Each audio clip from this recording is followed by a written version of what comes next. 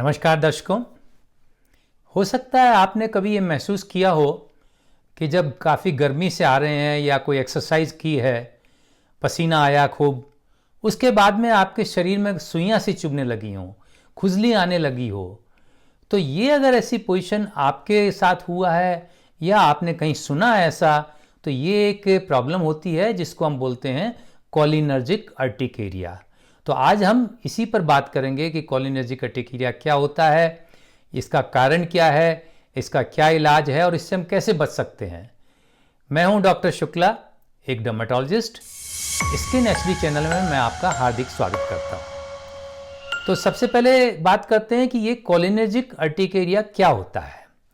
जैसा देखिए, मैंने आपको बताया कि जब कभी भी ऐसा होता है कि पसीना ज़्यादा आता है, कोई भी ऐसा काम जिसमें पसीना ज़्यादा आ रहा है, उसके बाद में अगर आपके शरीर में सुइयां सी चुभने लगें या खूब खुजली हो जाए या कुछ दाफड़ से हो जाए, तो ये इसी को हम बोलते हैं कोलिनर्जिक अर्टिकेरिया। तो कोलिनर्जिक अर्टिकेरिया क्यों बोलते हैं, मैं अभी थोड़ी देर बाद बताऊंगा कि कोलिनर्जिक का क्या मतलब होता है। तो सबसे पहले इसके लक्षण की बात करते हैं कि इसमें होता क्या है। तो देखिए, जब कभी भी आप ऐसा कोई काम करते हैं, पसीना वगैरह जिसमें आए, उसके बाद में ये समस्या खड़ी होती है। ये बड़ी कॉमन प्रॉब्लम है, हर 5 में से 1 व्यक्ति को ऐसा हो जाता है। तो जब भी पसीने का कोई ज़्यादा काम होता है, अभी बताऊंगा कौन कौन से काम है, उदाहरण के लिए मैं आपको। तो जब भी कोई ऐसा काम होता है, उसके बाद में शरीर में सुइयां सी चुभने लगती हैं, खुजली, तेज़ खुजली आ जाती है। वहाँ पे थोड़ी देर बाद आपको देखेंगे दाफड़ से बन जाते हैं। दाफड़ आप जानते हैं, जैसे चींटी खाती है उस तरह की स्वेलिंग से बन जाती है। तो छोटे छोटे 1 से 3 मिलीमीटर साइज़ के छोटे छोटे लाल दाने बन जाते हैं, और ये दाने बाद में एक साथ मिल भी सकते हैं और बड़े पैचेज भी बना सकते हैं। तो ये आपके जो दाने बनते हैं, जिनको हम दाफड़ कह सकते हैं या छपाकी कह सकते हैं, ये कहाँ कहाँ हो जाते हैं। ये जनरली होते हैं फेस के ऊपर होते हैं, गर्दन पे होते हैं, चेस्ट पे होते हैं, बैक पे होते हैं, या आपके बाहों पे होते हैं, आर्म्स पे होते हैं। तो इन जगहों पे हो जाते हैं। ये दाने आपके कब होते हैं, जब भी आपने ऐसा काम किया जिसमें ज़्यादा पसीना आया, उसके कुछ मिनट बाद ही चालू हो जाते हैं और आधा 1 घंटे में ख़त्म हो जाते हैं। जनरली ये बीमारी जो होती है कोलिनर्जिक अर्टिकेरिया की, ये लंबी बीमारी होती है। हो सकता है कुछ सालों चले ये, उसके बाद ये अपने आप ठीक हो सकती है। कभी कभी इस बीमारी में सीवियरिटी भी आ जाती है, ज़्यादा में बहुत गहरी हो जाती है बीमारी, या बीमारी तीव्र बीमारी हो जाती है। तो उसमें क्या होता है, उसमें आपके हेडेक भी हो सकता है, आपके सांस लेने में भी दिक्कत हो सकती है, डायरिया भी हो सकता है, और कभी कभी ऐसा एक जो बहुत सीवियर एलर्जी का रिएक्शन होता है जिसको हम बोलते हैं एनाफाइलेक्सिस। तो कभी कभी रेयरली एनाफाइलेक्सिस भी हो सकता है। एनाफाइलेक्सिस के अंदर आपके ब्लड प्रेशर कम हो जाता है, सांस लेने में परेशानी होती है। तो वो एक रियल इमरजेंसी होती है जब आपको अस्पताल में जाना पड़ता है। तो अब आते हैं कि ये ऐसी स्थिति कब कब होती है, कैसा होता है ये। कोई भी ऐसा काम होगा जिसमें पसीना ज़्यादा आएगा, तो ऐसी चीज़ हो जाएगी।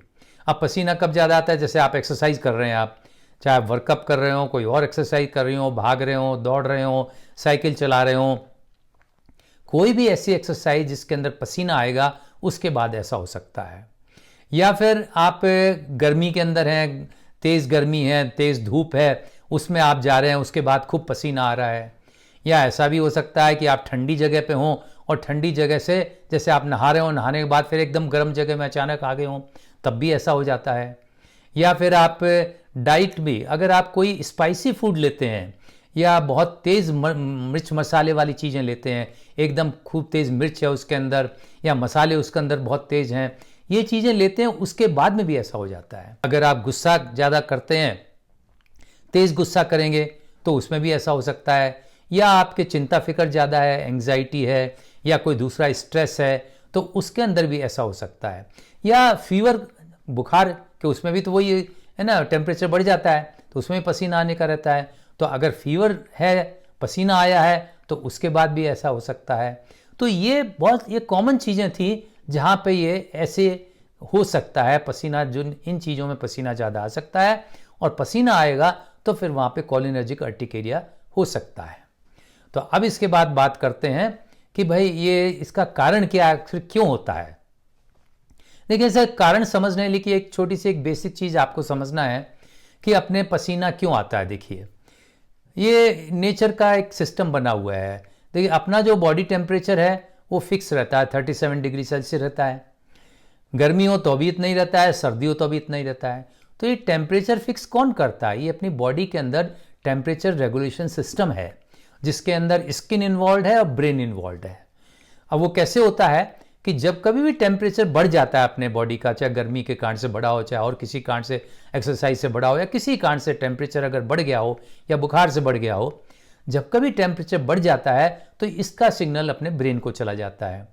ब्रेन वहाँ से न्यूरोट्रांसमीटर्स के जरिए, नर्व्स के जरिए क्या करता है कि अपने स्किन में नर्व एंडिंग्स होती हैं, बहुत सारी लाखों करोड़ों नर्व्स होती हैं, छोटे छोटे उनके बिल्कुल बहुत बाल से भी पतले पतले एंडिंग्स होती हैं।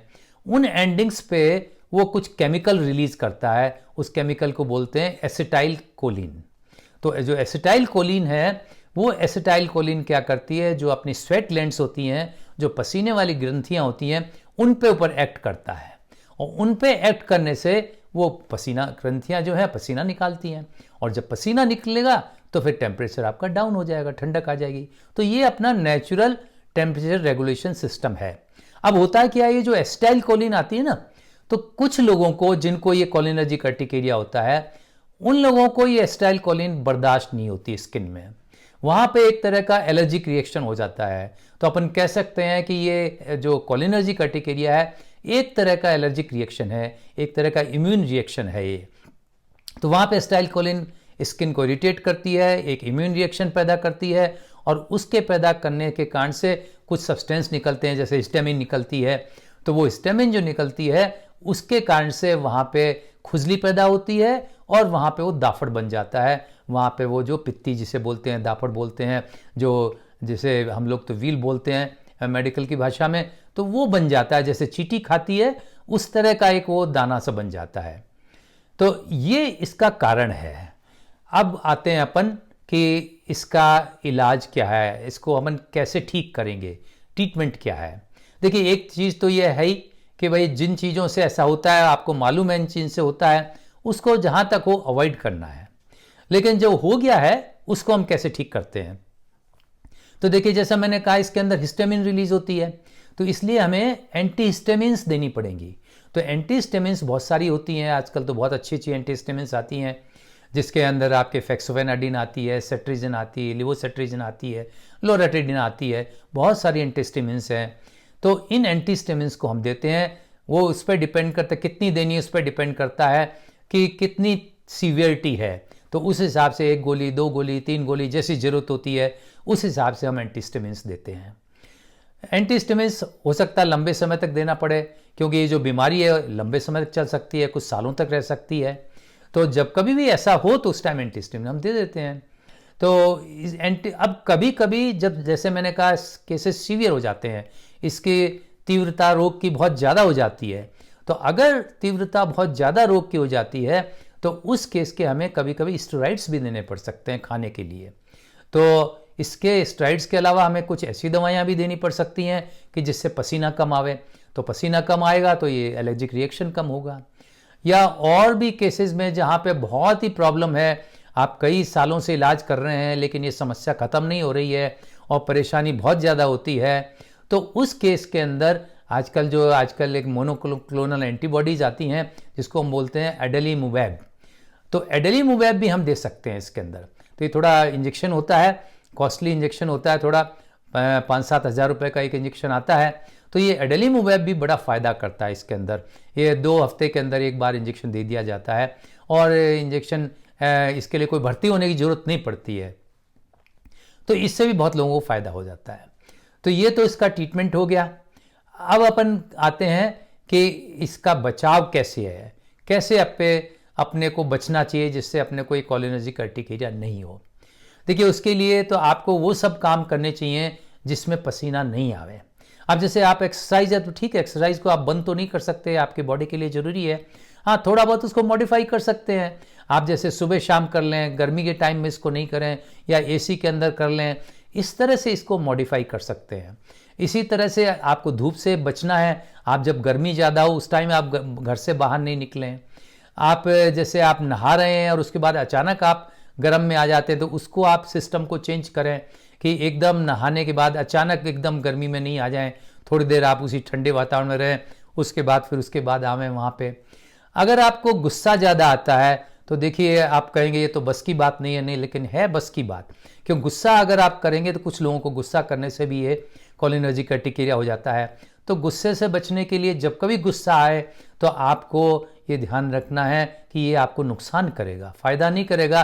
कोलिनर्जिक अर्टिकेरिया तो होगा, इसके अलावा आपके दिमाग में भी अशांति पैदा होगी। गुस्सा कम करने के लिए इमीडिएटली आप तेज़ सांस, डीप ब्रीदिंग कर सकते हैं, गहरी सांसें आप ले सकते हैं। फिर आप उस जहाँ पे आपको गुस्सा आ रहा है, जिस व्यक्ति के ऊपर गुस्सा आ रहा है, वहाँ से आप तुरंत चले जाइए, वहाँ से हट जाइएगा। तो ये तो मैंने जस्ट बताया कि गुस्सा दूर करने का। तो इसी तरह से अगर आपको कोई स्ट्रेस हो तो उसको कम करिए, अगर आपके कोई चिंता फिक्र है तो उसको कम करिए। और भी अगर कोई जिसमें आपके ऐसा होता है कि आपके पसीना आने के चांसेस ज़्यादा होते हैं, आप पानी का ध्यान रखें, गर्म पानी से एकदम नहीं नहाया करें, गुनगुने पानी से आप नहा लिया करें। तो इन चीज़ों का आप ध्यान रखेंगे कि जो चीज़ें पसीना जिनसे पैदा होता है उनको आप अवॉइड करेंगे, तो आप कोलिनर्जिक अर्टिकेरिया में आपको बचाव आप कर सकते हैं, इसका बचाव कर सकते हैं। और ज़्यादा होगा, नहीं बचाव हो पाएगा तो फिर आपको ट्रीटमेंट तो लेना ही पड़ेगा। तो आज के लिए बस इतना ही। अगली बार फिर किसी नए टॉपिक पर आपके साथ चर्चा करेंगे। तब तक के लिए आपसे इजाज़त चाहता हूँ। वीडियो देखने के लिए बहुत बहुत धन्यवाद।